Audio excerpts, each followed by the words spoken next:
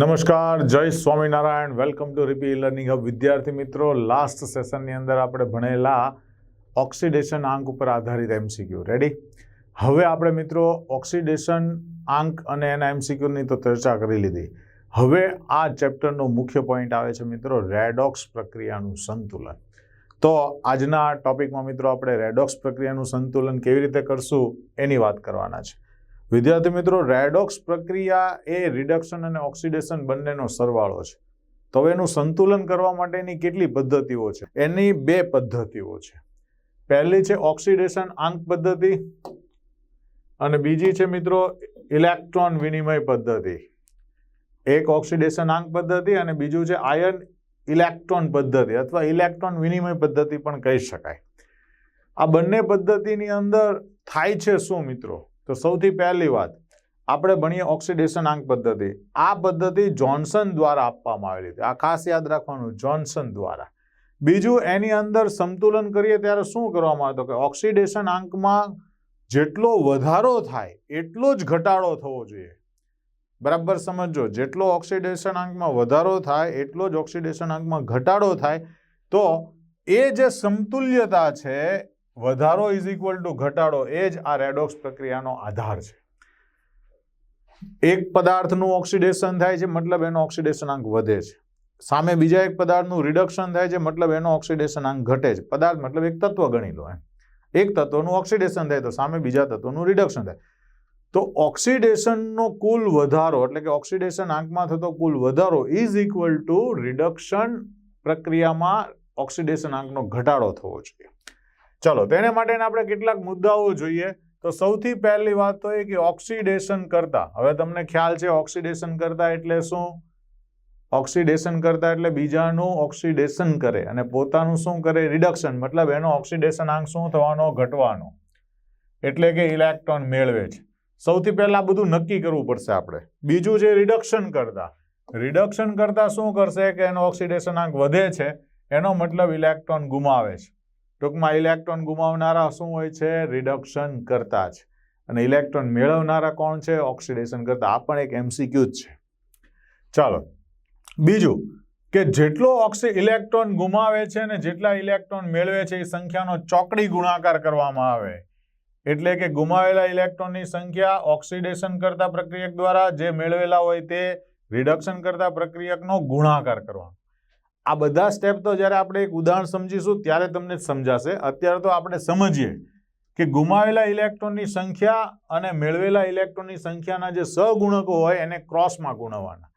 દાખલા તરીકે હું કહું કે ઓક્સિડેશન દરમિયાન માની લો કે ઓક્સિડેશન કરતા છે એને 3 ઇલેક્ટ્રોન મેળવ્યા છે, બરાબર, અને રિડક્શન કરતા એ 4 ઇલેક્ટ્રોન આપેલા છે. તો એનો મતલબ એકમાં 3 થયું ને એકમાં 4 થયું. તો આપણે ચોકડી ગુણાકાર, જેણે 3 મેળવેલા છે એને 4 વડે ગુણો, જેને 4 ગુમાવેલા છે એને 3 વડે ગુણો. ઓકે, ટૂંકમાં ચોકડી ગુણાકાર કરવાનો. ઓકે, ચાલો. બીજું, બંને બાજુ ઓક્સિડેશન આંક બદલાતા હોય તો એવા પરમાણુઓની સંખ્યા સરખી કરવાની. જેના ઓક્સિડેશન આંક બદલાય છે એને જ સરખા કરો, બીજા બધા પરમાણુઓને ધ્યાનમાં લેવાના નથી. લાસ્ટ વાત, ઓક્સિજન પરમાણુને સંતુલન કરવું એને માટે બહુ બેસ્ટ રીત એ છે કે બંને બાજુના ઓક્સિજન ગણો. જે બાજુ જેટલા ઓક્સિજન ઘટતા હોય એટલા H2O મૂકી દો. જો ઉણપ ધરાવતી બાજુએ શું કરો? H2O ઉમેરો. હવે હાઇડ્રોજનને ગણવા માટે શું કરવામાં આવે? તો બંને બાજુ હાઇડ્રોજન ગણવાના, જેટલા હાઇડ્રોજન ઘટતા હોય એટલા H+ મૂકવાના જો એસિડિક માધ્યમ હોય તો. અને જો બેઝિક માધ્યમ હોય તો OH મૂકવામાં આવે છે. શું કરવામાં આવે છે? OH મૂકવામાં આવે. પણ આ એસિડિક મીડિયમ હોય કે બેઝિક મીડિયમ હોય, ઉપરના સ્ટેપ તો બંનેના કેવા છે? સમાન છે. તો આપણે એક ઉદાહરણ જોઈએ મિત્રો. નીચેની પ્રક્રિયાને ઓક્સિડેશન આંક દ્વારા આપણે નક્કી કરી. તો સ્ટેપ નંબર પહેલું જે છે એ આપણું આ છે કે ભાઈ દરેક તત્વનો ઓક્સિડેશન આંક નક્કી કરો. પણ હું તમને એક શોર્ટકટ રીત બતાવું તો તમારે O અને H સિવાયનું જ નક્કી કરવાનું. હા, O નો નક્કી કરાય ક્યારે? પેરોક્સાઇડ હોય તો. ચલો, અહીંયા આનો ઓક્સિડેશન આંક તમે બધા જાણો છો 7 છે. આનો ઓક્સિડેશન આંક +2 છે. આનો પણ આયન મુજબ ઉપરનો એ વીજભાર ગણાય. આનો ઓક્સિડેશન આંક પણ +3 થશે. બરાબર છે. હવે આ 7 કેમ આવ્યું એ જો કોઈને યાદ ન રહ્યું હોય તો હું તમને અહીંયા ગણીને બતાવી દઉં. MnO4 માઇનસ આ Mn નું ધારીએ x, આ ઓક્સિજનનો -2, ટોટલ -1, તો x બરાબર 8 ઓછા 1 એટલે જવાબ આવ્યો 7. રેડી? આ એનો ઓક્સિડેશનાંક છે. હવે તમે જુઓ તો Mn થી Mn શું થાય છે? ઘટે છે, મતલબ કે રિડક્શન થાય છે. જેનું રિડક્શન થતું હોય એ શું કહેવાય? ઓક્સિડેશન કરતા. 2 માંથી 3 શું થયું? વધ્યું, મતલબ ઓક્સિડેશન થાય. એટલે એ પોતે કેવો ગણાશે? રિડક્શન કરતા. તો પહેલો જ સવાલ આ તમારો ગુજકેટ MCQ બને, નીટ MCQ બને મિત્રો, કે આ પ્રક્રિયામાં ઓક્સિડેશન કરતા કોણ? ઓક્સિડેશન કરતા કોણ કહેવાય? તો કે જેનું રિડક્શન થતું હોય તે. તો કોણ છે? MnO4. એટલે જ મિત્રો તમે નામ યાદ કરો, ઓર્ગેનિક કેમિસ્ટ્રીમાં સૌથી પ્રબળ ઓક્સિડેશન કરતા કોણ છે? તો કે KMnO4. અને બીજો કોણ આવે? તો કે K2Cr2O7. ઓકે, ચાલો સ્ટેપ નંબર 2. જેનો ઓક્સિડેશનાંક બદલાય છે ને મિત્રો, એના પરમાણુને સંતુલન કરો. સૌથી પહેલી વાત Fe+2, Mn+2 અને Fe+3. જો આની સંખ્યા 1 છે, આની સંખ્યા પણ 1 છે, એટલે ઓક્સિડેશનાંક જે છે એમાં કોઈ ચેન્જ આવતો નથી. રેડી? જો સંખ્યા બદલાની હોત તો એને ગુણવું પડત. બરાબર? ચાલો, આની સંખ્યા પણ +2 છે, આની સંખ્યા પણ 1 જ છે, એટલે એનો ઓક્સિડેશનાંક જેમ છે એમનો એમ. હવે સ્ટેપ નંબર 3 એ આની અંદર મિક્સ થઈ જાય છે મિત્રો. આ અને આમાં શું ફેરફાર થયો તે આપણે નક્કી કરી દઈએ. ઓકે, ચાલો તો આપણે ખાસ એની અંદર તમે જુઓ એમ તો આ શું થયું? 7 માંથી 5 એટલે ઘટાડો થયો, એને કહેવાય રિડક્શન. કેટલાનો ઘટાડો થયો? તો કે 5 નો ઘટાડો થયો. રેડી? ચાલો, 2 માંથી 3 મતલબ કે ઓક્સિડેશન થયું. કેટલાનો વધારો થયો? તો કે 1 નો વધારો થયો. આપણો ત્રીજો મુદ્દો યાદ કરો, વધારો અને ઘટાડો સેમ થવો જોઈએ, મતલબ ચોકડી ગુણાકાર. આ 5 ને અહીંયા ગુણી દેવાના અને આ 1 ને અહીંયા ગુણી દેવાના. તો એવું લખીએ આપણે, 5 અને 1 ને ગુણાકાર કરીને લખી દઈએ તો આવું લખી શકાય. આ MnO4 માઇનસ વત્તા આને આપણે 5 વડે ગુણીએ એટલે 5 Fe+2 gives Mn+2 વત્તા 5 Fe+3. રેડી? હવે મિત્રો તમારે જેટલા O જ્યાં ઘટે છે ત્યાં તમારે H2O મૂકવાનું. દાખલા તરીકે અહીંયા 4 O છે, આ બાજુ એ કોઈ O છે જ નહીં, જો તો અહીંયા તમારે 4 H2O મૂકી દેવાના.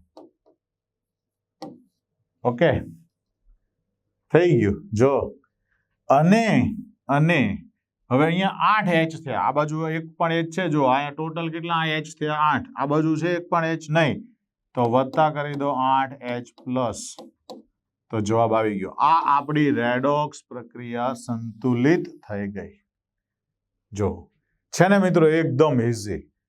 આપણે ચોપડીના 2 જ સ્ટેપમાં જવાબ લાવી દીધા. ચોપડીની અંદર લાંબુ ચોડું ગણેલું છે, આમ કરો ને આપણે પરીક્ષામાં પૂછાય તો આટલું જ કરવાનું.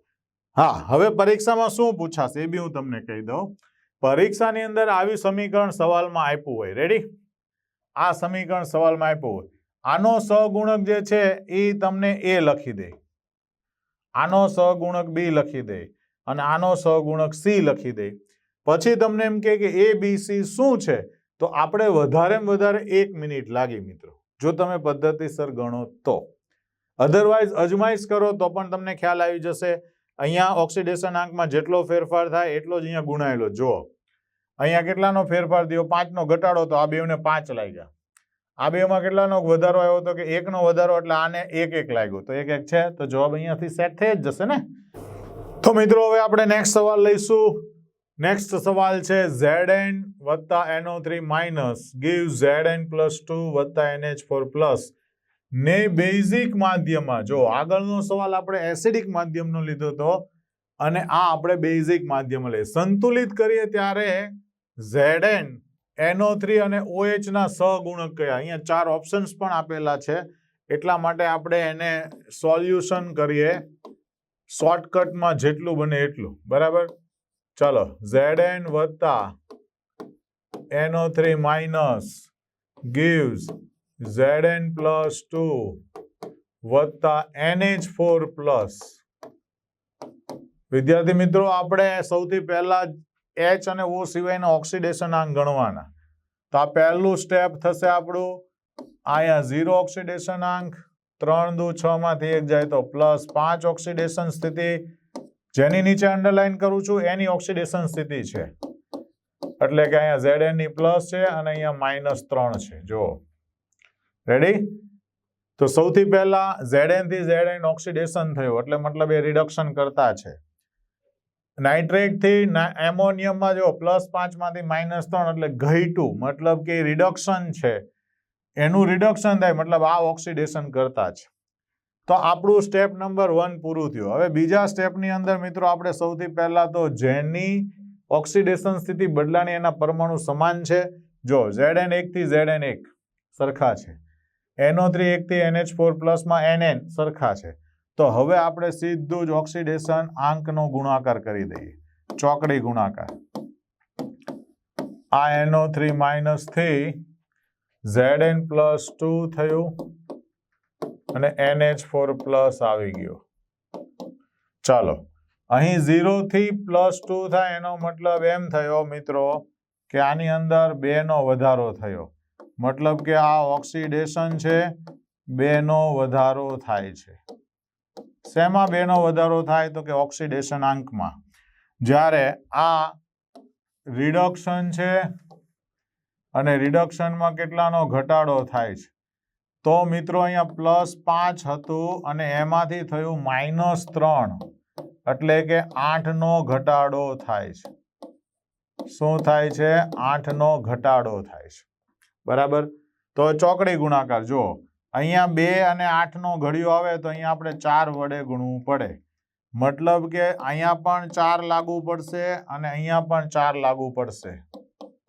ઓકે, તો આપણે એનો આન્સર લખી દઈએ. આવી રીતે લખી શકાય, 4 Zn વત્તા NO3 માઇનસ. હવે હું થોડીક જગ્યા છોડી દઉં H અને H2O માટે. ઓકે, ચાલો, Zn પ્લસ 2 અને NH4 પ્લસ. હવે આને કેટલા લગાડવાના હતા આપણે મિત્રો? 4. ઓકે, ચાલો. હવે H ગણો, પહેલા તો O ગણી કાઢો. મિત્રો અહીંયા O3 છે, આ આખી સાઈડમાં. આ બાજુ O છે જ નહીં, તો એનો મતલબ એમ થયો કે મારે અહીં 3 H2O ની જરૂર પડવાની છે. બરાબર છે? શું જરૂર પડવાની છે? 3 H2O ની જરૂર પડશે. તો મિત્રો હવે આપણી પાસે આ સમીકરણમાં ગુણાકાર કરેલું સ્ટેપ આવી ગયું. તો હવે આપણે પહેલા વીજભાર ચેક કરી લઈએ. તો આ બાજુ -1 વીજભાર છે, તમે જુઓ. જ્યારે આ બાજુ 4 દુ 8, 8 ને 1 9 વીજભાર છે. તો આપણે અહીંયા 10 OH માઇનસ ની જરૂર પડશે, ત્યારે આ વીજભાર સેટ થશે. રેડી? તો હવે તમે જોઈ શકો છો કે અહીંયા 3 O છે અને આ બાજુ 10 O થઈ ગયા.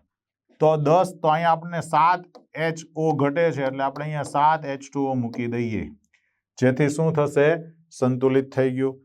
તો વીજભાર જ્યારે સેટ કરવાનો વારો આવે, તમને એમ લાગે કે મારાથી ડાયરેક્ટ નથી થતું, તો પહેલા વીજભાર ગણો અને પછી H2O કે OH મૂકો. બરાબર? તો ફરીથી એકવાર કહી દઈએ, આપણે જોયું તો કે પહેલા આપણું આ સમીકરણમાં આટલું જ હતું, જ્યાં વીજભાર કેટલો હતો? કુલ -1 હતો. બરાબર? આ બાજુ જોયું તો આનો કુલ વીજભાર કેટલો થતો હતો? તો કે 8 અને 1 9, એટલે કે કુલ વીજભાર કેટલો થતો હતો? 9 થતો હતો. હવે 9 અને -1 ને સરખું કરવા માટે આપણે 10 બાદ કર્યા, જે આ OH આવ્યા. રેડી? અને O ગણ્યા તો 10 O અહીંયા હતા, તો અહીંયા ખાલી 3 જ હતા, એટલે મેં 7 H2O મૂકી દીધા.